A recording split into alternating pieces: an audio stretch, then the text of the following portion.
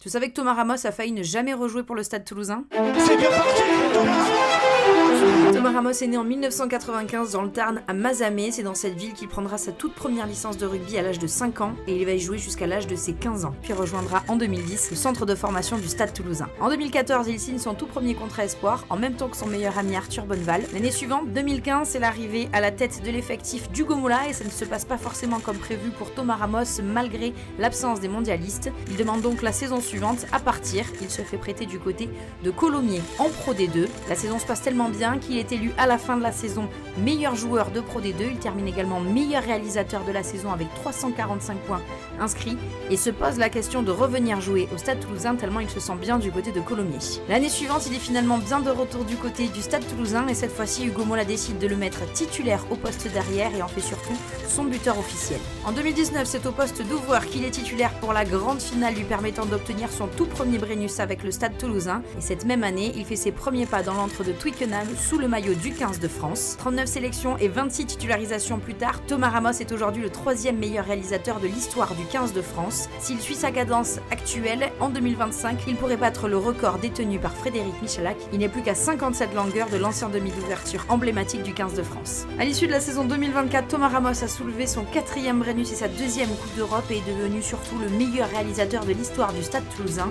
Avec 1792 points, il devance le record détenu jusque-là par Jean-Baptiste Elissalde. Si ce format t'a plu, n'hésite pas à t'abonner et surtout à commenter avec le nom du joueur dont tu aimerais en apprendre un petit peu plus la prochaine fois.